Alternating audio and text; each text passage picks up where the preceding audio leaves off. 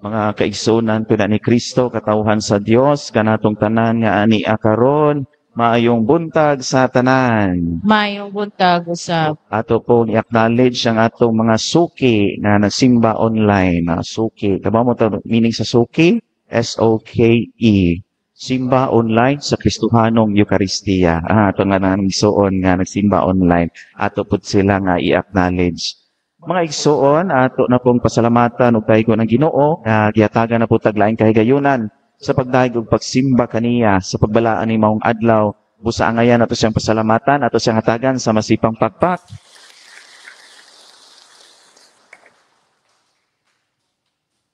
Kanang mag-andam ni og wali, mga pari, daghan kay ni og hunahon og unsa una mo pagsud sa mga kasing-kasing sa tao.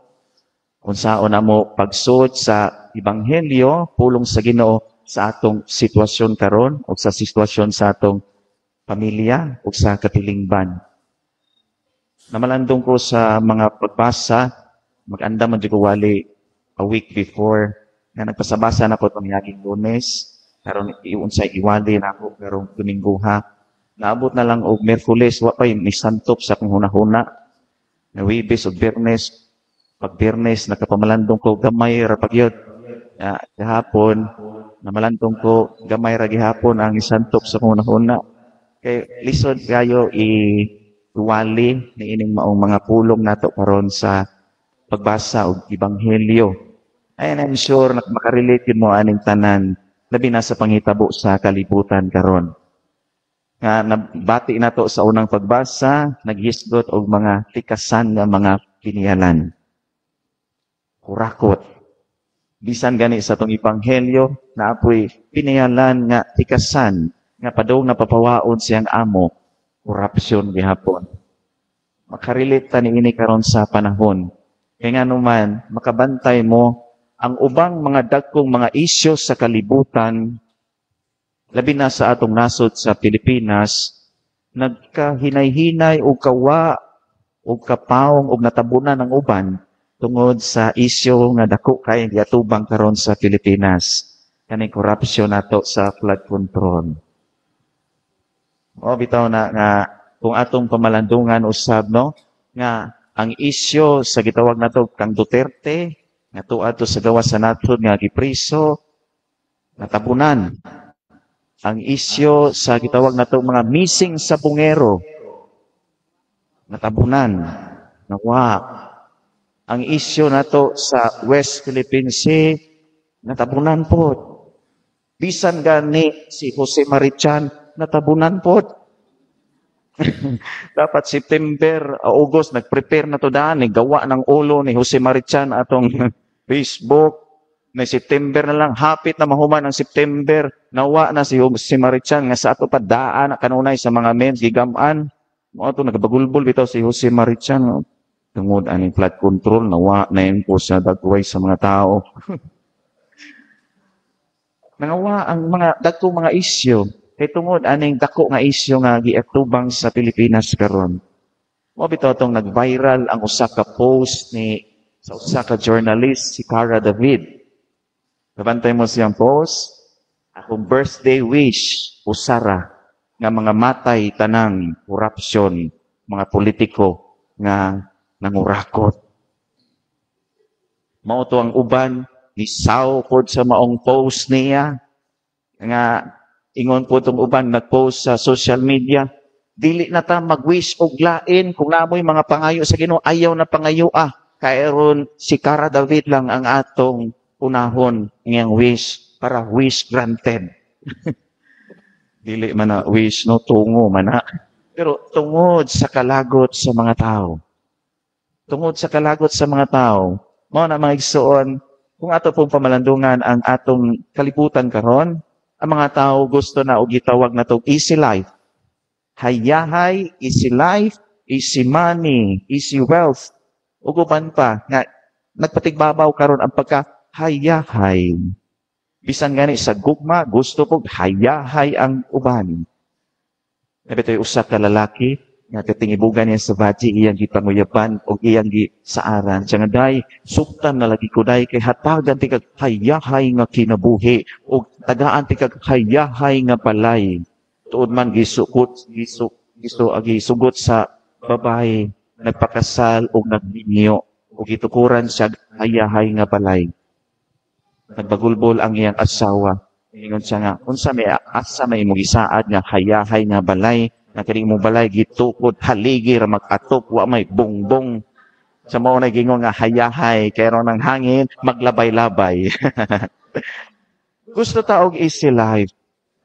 Bisan gani nga di na taganahan og mga hago-hago nga trabaho ug bugat nga trabaho, mo nang uban musangtop silang hunahuna sa pagpanikas. Easy life, di na ganahan maghago. Kusog kay ta manugo, kusog kay ta musugo, kay di na ta gusto maghago. Dapat usa ka iro ba nga talented kaayo, diin suguon sa iyang amo. Kay ang iyang amo napoy pagkatapulan mo nagitrain nila ang ilang iro nga siya nay mamalingki og mangumpra. Kuyawa lagi iro upright tinon ko iro inigdong niya sa merkado magpitpit na siya, magpaak na siya og kanang basket. Nya sud sa basket nanay mga listahan dito og kwarta. Mo na nga katong naa dito sa merkado na kay bawo na pagtan-aw niya uy tuyawan ning irua gikuha ang lista sa usa ka kilong talong, usa ka kilong baboy kanang dili ESF o usa ka o mga lamas, bumbay tuan ang lista dito. Nya na ang kwarta. Nagkuhaon na yun sa tindira. Nya ni uli nahibong man ang tindira sa kuyawan ning iro talented man kayo. Gisundan niya asa padung ang iro o kinsang amo. Mo to nga gibiyaan niyang tindahan, iyang gisundan ang iro. Yang iro kay ni para pog habal-habal. Kuyawa iro ni sakay po ng iro og habal-habal. Ang tindira ni sakay pog habal-habal. Gisundan pag-abot dito sa balay, ang iro nanuktok kay sirado man ang pultahan. Unya ni gawas siyang amo. Paggawas sa amo, gikasab-an niya ang iro. Perting sukua sa kanang tindira. Nganong gikasab-an imong iro nga imo pa nagisugo nga talented kaayo na. Sa akong gikasab-an kay danghag kayo, wa man niya dadan ni yawi sa pultahan mo ning nanuktok ning iro. Gusto ta og easy life.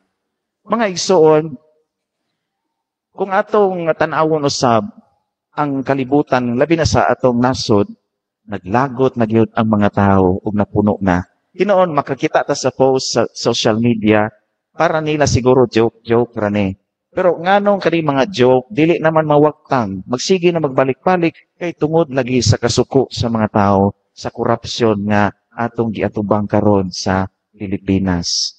Mo na nga kung unsa may angay nato nga pamanandungan samtang maminaw kita o nakapaminaw kita sa pulong sa Ginoo.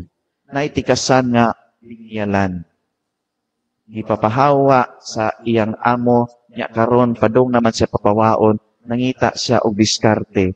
Iyang gigamit ang iyang maalamon nga diskarte aron inighawa niya aduna siya kapuy-an og dili pud siya maglisod. Mo na diri sa Sambingay giday sa agalon ang maong piniyalan. Bisan pa man siya kasaypanan, pero nangita siya og paagi. Iyang gigamit ang iyang kaalam aron siya maluwas usab. Nasa panahon nga siya papahawaon. Unang punto mga igsuon nga anay nga itong pamalawundungan din sa atong mga pagbasa.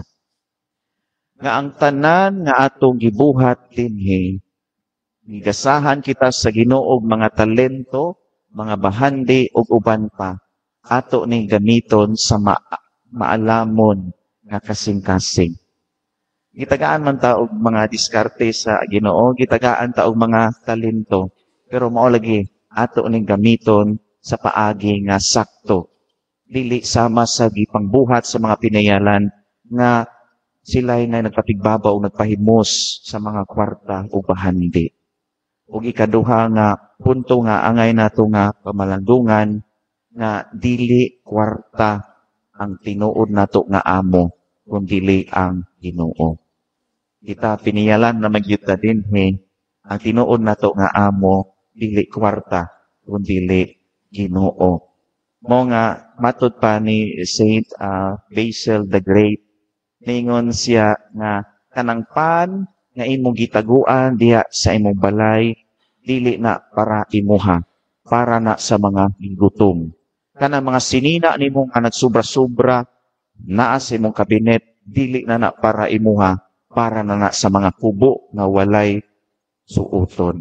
Nindot kayo ang iyong pamalandong ni St. Basil. Umao po na mga igsoon. Nga kita, aduna tayong mga grasya, mga talento, pero dili ni para atua lamang, kundi para usab ni sa uban. Kay tungod kita maningkamot kanunay. Kay kitang tanan piniyalan o temporary ramang mga matay ra gyud tang tanan. Balikon ko kung kita mga matay, wa gyud tay mada.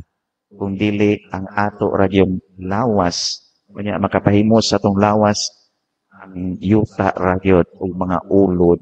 O nang wa gyud tay angay ipanghambog, wa tay angay nga ipasigarbo, kitang tanan mga matay ra gyud. Nabi tayo usa ka isyu sa usa ka lalaki nga diin gi-post o gisuwat dito sa newspaper, gi-announce nga namatay na daw siya. Perti niya kabalaka, liminister to. dili to taga dinhi noon pod. Gi-post sa newspaper nga namatay na daw siya, gi-announce nga namatay na siya. So unsa iyang gibuhat, iyang gitawagan iyang amigong liminister. Ningon sa nga pre, paliho ko og kuan pre nga wa pa man ko mamatay pre nga gisuwat naman diri daan sa newspaper nga namatay na daw ko, mo nang nanawag ko nimo pre. Ningon puti ang kumpare, taysa kana mangutana lang ko nimo pre. Asa man ka nanawag, sa langit, sa impierno o sa purgatorio? Kay kabaw po daw siya nga namatay na siya. Pero mga igsoon, ang punto ni ini nga wa gyud tay angay ikapanghambog. Kay mga hanaw lang gyud kaning kalibutana. Atong gamiton ang mga kasa, bahandi, talento nga ato gihatag sa Ginoo pinaagi sa paggamit sa malaamong kasing-kasing o sa pagpaambit usab ngadto sa uban nga wa intahay makaon ug ngainanglan kaayo sa atong tabang ug naglisod sa ilang kinabuhi.